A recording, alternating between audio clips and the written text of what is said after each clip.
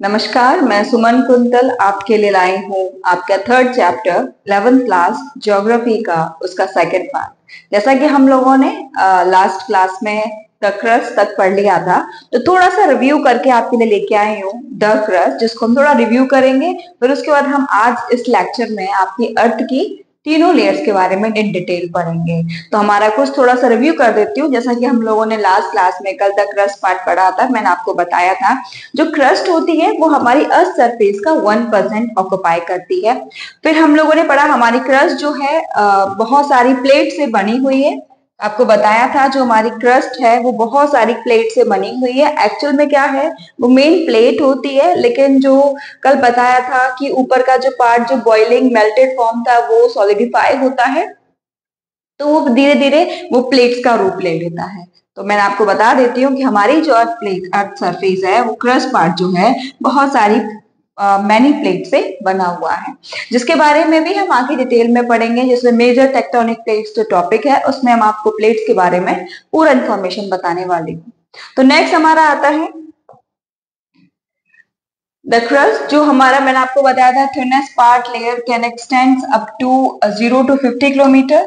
ठीक है, फिर मैंने आपको बताया था माउंटेनियस एरियाज जो होते हैं वहां पे आपका क्रस्ट पार्ट 70 किलोमीटर तक भी होता है।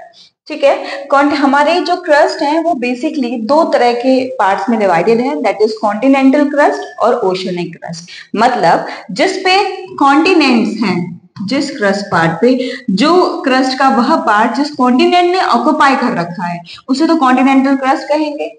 जो क्रस्ट पार्ट जिसपे ओशन है, तो आप मुझे एक बात बताइए कि ओशनिक क्रस्ट क्यों कह रहे हैं? कि ओशन जो है, पानी जो है ओशियन का, वो कहीं मेंटल के ऊपर तो फ्लोट नहीं कर रहा है। मेंटल के ऊपर तो नहीं है, डेफिनेटली मेंटल के ऊपर कोई सॉलिड पार्ट होगा। सॉलिड पार्ट होगा, उसी के ऊपर क्या होगा, आपका ओशियन पाया जाता है। जैसे कि जहां पर अगर सपोज ये आपका कॉन्टिनेंट है, तो जैसे जहां पे आपका डिप्रेस्ड पार्ट पाया जाता है कॉन्टिनेंट का, तो पानी मेल्ट होके क्या होता है, इस डिप्रेशन में इकट्ठा हो जाता है।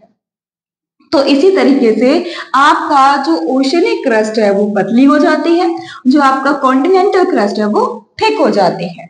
और मैं कहूँ जहाँ हिमालयाज है वहां पे आपका जो कॉन्टिनेंटल क्रस्ट है वो और भी थिक हो जाती है। तो इस तरीके से ये जो डिफरेंसेस हैं, डिफरेंसेस इन थिकनेस और थिननेस जो है वो ऐसे इस तरह से वेरी करते हैं। ठीक है, ओशन के नीचे काफी थिन होता है क्रस्ट, तो जो ओशन के नीचे जो क्रस्टल पार्ट पाया जाता है उसे हम ओशनिक क्रस्ट कहते हैं। और जहां हम लोग यहाँ पे रहते हैं और हमारे पास जो क्रस्ट पार्ट है उसे हम कॉन्टिनेंटल क्रस्ट कहते हैं। तो मैंने आपको जैसे अभी बताया था कि ओशनिक क्रस्ट और कॉन्टिनेंटल क्रस्ट मैंने आपको बताए। जैसे आपके पास एक सामने एक फिगर है जिसमें आपको अच्छे समझ में आ जाएगा कि जो ओशनिक क्रस्ट है, जो ओशनिक क्रस्ट है वो जस्ट ओनली अराउंड 5 किलोमीटर है, लेकिन जहां पे आपके माउंटेन्स हैं that is around 100 kilometre. Not fix 100 kilometre, it vary from region to region. कहीं पर माउंट बहुत ऊंचाई पर है तो कहीं थोड़ी नीचे नीचे है, लो हिल्स पाई जाती हैं, तो उसी के अकॉर्डिंग आपके माउंटेन्स की हाइट रेंज वेरी करती है और आपके जो कॉन्टिनेंटल क्रस्ट है उसी की भी हाइट उस पर वेरी करती है। जहां पे हमारे कहीं कुछ जगहों पे जो कॉन्टिनेंटल क्रस्ट है वो 30 किलोमीटर की भी पाई जाती है। आप देख रहे होंगे सारा क्रस्ट पार्ट है और सबके नीचे क्या है, मेंटल। क्या है, मेंटल, जो हम आपकी नेक्स्ट क्लास में डिटेल में पढ़ने वाले हैं। तो मैंने आपको बताया ओशनिक क्रस्ट जो है it's very from 5 to 8 kilometre, कहीं पर 2 3 भी है, कहीं पर 5 और कहीं पर 8 है। So this is the average thickness. ठीक है, average thickness of oceanic crust. तो इस तरह से आपका क्लासीफाई होता है आपका ये क्रस्ट पार्ट। ठीक है, मेंटल जो है आपका, मैंने बताया कि मेंटल जो है बेसिकली वो 2900 किलोमीटर थिकनेस पाया जाता है। ठीक है, और जो मेंटल है it occupies 67% of earth surface. जितना भी आपका अर्थ मास है, जो भी आपका अर्थ जो वॉल्यूम ऑक्युपाई करता है, तो मेंटल आपका 67% ऑक्युपाई करता है। क्रस्ट आपका ओनली ऑक्युपाई 1%, बाकी बचा कौन सा है, 33% आपका अर्थ कोर पूरा वॉल्यूम ऑक्युपाई करता है। तो this is the occupancy of the layers of the earth according to their thickness on the earth surface. Next हम पढ़ रहे हैं, नेक्स्ट आपका आता है द मेंटल। ठीक है, जो क्रस्ट के बाद आपका जो नेक्स्ट लेयर आती है वो है आपकी मेंटल। ये कहाँ पाई जाती है? आई होप आपको अच्छे से क्लियर हो गया होगा कि मेंटल जो है क्रस्ट के नीचे पाई जाती है, चाहे वो ओशन हो, चाहे वो हिमालयास हो, चाहे वो हमारा कोई भी नॉर्मल लैंड मास हो, सबके नीचे क्या पाया जाता है? मेंटल पाई जाती है। The mantle is the largest layer of the earth. मैंने आपको पता है it occupies 67% of the earth volume, तो definitely it will be called as largest layer of the अर्थ।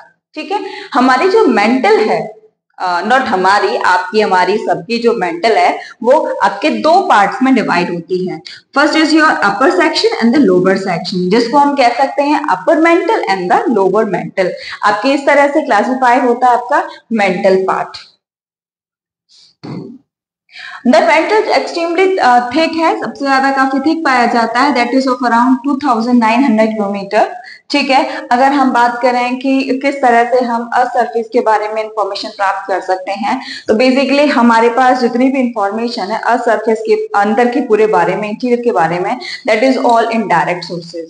क्योंकि अब तक जो है हम लोग सिर्फ खाली जैसे कि आपने सुना होगा अफ्रीका के अंदर 3 to 4 किलोमीटर तक हम लोगों ने पहुंच चुके हैं, और कुछ जगहों पे 12 किलोमीटर तक हम पहुंच चुके हैं, लेकिन इससे आगे हम अभी तक डायरेक्टली अर्थ सरफेस के अंदर नहीं पहुंचे हैं। क्योंकि आपको मैं बता दूं, क्योंकि जब हम अर्थ सरफेस के अंदर जाते हैं 32 मीटर पर 1 डिग्री सेल्सियस टेम्परेचर बढ़ जाता है, राइज हो जाता है, तो हमारा वहां तक पहुंचना थोड़ा इम्पॉसिबल है। तो जो भी हमें इंफॉर्मेशन मिलती है वो बेसिकली हमारे इनडायरेक्ट सोर्सेज से ही मिलती है, चाहे वो वॉल्केनिक इरप्शन हो, चाहे वो अर्थक्वेक हो, चाहे हम सिस्मोग्राफ के द्वारा या फिर हमारे रेडार या सोनार वेव्स हम लोग सेंड करें, उनके द्वारा हमें सारी इंफॉर्मेशन मिलती है। हमारे पास डायरेक्ट इंफॉर्मेशन हमें वहां तक हम नहीं पहुंच सकते, इम्पॉसिबल है। क्योंकि मैंने आपको बताया जो हर 32 मीटर पे 1 डिग्री सेल्सियस बढ़ रहा है, तो आप सोच लीजिए कि इतने किलोमीटर अंदर जाएंगे तो कितना डिग्री सेल्सियस टेम्परेचर बढ़ जाएगा। तो हमारे लिए डायरेक्टली जाना थोड़ा इम्पॉसिबल है। तो हम जो भी आपको इन्फॉर्मेशन दे रहे हैं ये एग्जैक्टली एक्चुअली ये नहीं कि मैं बता रही हूँ तो बहुत सारे साइंटिस्ट पहुंचे होंगे, नहीं। अभी तक जितनी भी आपको इन्फॉर्मेशन मिली है सरफेस के अंदर के बारे में, वो सारी इनडायरेक्ट रिसोर्सेस, इनडायरेक्ट सोर्सेस के द्वारा ही आपको मिली है। तो मैंने आपको बताया जो मेंटल है हमें सब कुछ किस तरह से बना हुआ रहता है। मैंने आपको स्टार्टिंग लेक्चर में भी बताया था, हम कंसीडर करते हैं क्रस्ट पार्ट जो है सियाल, सिलिकॉन और एल्यूमिनियम। फिर मैंने आपको बताया जो हमारा मेन मेंटल पार्ट है वो सिलिका प्लस मैग्नीशियम और प्लस लिटिल बिट आयरन जो है हमारा मेंटल पार्ट में काफी ज्यादा पाया जाता है। नेक्स्ट हम पढ़ रहे हैं द कोर। ठीक है, काफी बड़ा है, कोर भी बहुत बड़ा वॉल्यूम ऑक्यूपाई करता है। मैंने आपके सामने इमेज दे रखी है, कितना बड़ा है आप कह सकते हैं स्लाइटली बिगर देन मार्स। अगर आप कोर का कंपैरिजन करें जो मार्स प्लैनेट है उससे भी बड़ा हमारा कोर पाया जाता है। ठीक है, हमारे साइंटिस्ट नहीं, हम लोग भी, सभी लोग यही कहते हैं कि हमारा जो कोर बेसिकली निकल और आयरन इन सारे एलिमेंट से ही बना हुआ है। तो मैंने आपको यहाँ पे कुछ एलिमेंट्स के नेम दे रखे हैं जिससे हमारा कोर बना हुआ है, दैट इज निकल, सल्फर, ऑक्सीजन। ठीक है, लेकिन मेनली हमको सारी इंफॉर्मेशन कहाँ से मिली है? By the seismic waves and the earth magnetic field, जो हमें बताती हैं एक्चुअल में हमारे अर्थ सरफेस के कोर में क्या पाया जाता है। तो आप बोल रहे होंगे कि अर्थ मैग्नेटिक फील्ड। अच्छा, मुझे एक बात बता दीजिए कि आप लोग ने देखा होगा कि हम मैग्नेटिक कंपास का यूज करते हैं to detecting the north direction of the earth surface. तो मुझे एक बात आप ये बता दीजिए, जो मैग्नेटिक कंपास होती है वो ऊपर नॉर्थ की तरफ ही क्यों अपना इंडिकेट करती है? क्योंकि पृथ्वी के अंदर हमारे जो कोर है that is mainly composed of iron, ठीक है, वो भी बहुत लंबे समय तक हमारी जो डिफरेंट लेयर्स हैं उनके एक्यूट प्रेशर के अंदर वो पाया जाता है। तो उसकी वजह से धीरे धीरे हमारा जो कोर है it's act like a earth magnet. ठीक है, बहुत under high intense pressure, intense temperature जो हमारे एलिमेंट्स हैं तो they are behave like a earth magnet. ठीक है, ऐसी अर्थ मैग्नेट जिसका साउथ, ठीक है, इस तरह से आपका मिलता है। ठीक है, नॉर्थ एंड साउथ। तो नेक्स्ट हम लोग पढ़ने वाले हैं कोर के बारे में ही।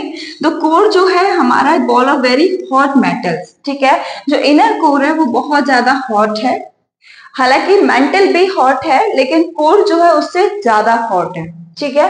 लेकिन फिर मैंने आपको बताया था कि आउटर मेंटल जो है थोड़ा बहुत लिक्विड फॉर्म में पाया जाता है, थिक लिक्विड, लेकिन जो इनर कोर है वो काफी सॉलिड के फॉर्म में पाया जाता है, ठीक है। क्यों, मैंने आपको कल भी बताया था कि जितने भी हवा में पार्टिकल्स हैं किसी को आप सॉलिड बना सकते हैं, किसी को आप लिक्विड फॉर्म में चेंज कर सकते हैं। Just according you have to arrange the particles distance between them. जो पार्टिकल्स हैं उनके जो डिस्टेंस है आपको उसको मेंटेन करना है। तो आप किसी भी पार्टिकल को, किसी भी जो भी एटम्स एलिमेंट्स हमारे एटमॉस्फेयर में पाए जाते हैं, हम उनकी जो स्टेट ऑफ मैटर है उनको चेंज कर सकते हैं, ठीक है। I am not talking about the some element which are exception, जो एक्सेप्शन में आते हैं मैं उनके लिए बात नहीं कर रही हूँ। जनरली हम जो तो एलिमेंट्स एटम्स हमारे सराउंडिंग में पाए जाते हैं हम उनके स्टेट ऑफ मैटर को चेंज कर सकते हैं, ठीक है। तो जो लेयर्स हैं इनका काफी प्रेशर एग्जर्ट होता है, इस पे प्रेशर कम है तो ये कैसा है, थोड़ा लिक्विड है, थिन लिक्विड में पाया जाता है, काफी ज्यादा थिक नहीं होता है। और यहाँ जाएगा प्रेशर, इनका और प्रेशर लगेगा तो पार्टिकल्स और पास हो जाएंगे, तो इनका जो नेचर है थोड़ा सा थिक लिक्विड हो जाएगा। इनका और प्रेशर लगेगा तो पार्टिकल्स पे क्या है, बहुत ज्यादा प्रेशर एक्सर्ट होगा इन पार्टिकल्स के ऊपर, इसीलिए ये लेयर जो है काफी सॉलिड फॉर्म में पाई जाती है, काफी हॉट तो होती है, ठीक है। आउटर कोर जो है हमारा basically made up of iron, बहुत ज्यादा डेंस आयरन में ये हमारा जो कोर है वो पाया जाता है, ठीक है। The inner core has temperature and pressure so great that the metals are squeezed together. मैंने आपको जस्ट बताया कितना टेम्परेचर और प्रेशर है कि जो मेटल्स हैं वो इतने स्क्वीज्ड, इतने कंप्रेस्ड, इतने कॉम्पैक्टली पैक्ड हो चुके हैं कि आप कोई भी चीज अगर लिक्विड में चेंज करनी तो उसको हल्का सा फ्री छोड़ना पड़ता है। लेकिन ये यहाँ पे इतना प्रेशर है, उसके ऊपर की लेयर्स का जो कोर है वो इतना कॉम्पैक्टली टाइटली पैक्ड हो चुका है, ठीक है, कि उनकी एनर्जी भी निकलती है। तो जो अंदर का जो कोर का जो हॉटनेस है वही तो वॉल्केनिक इरप्शंस और अर्थक्वेक के फॉर्म में अपनी एनर्जी को रिलीज करते हैं।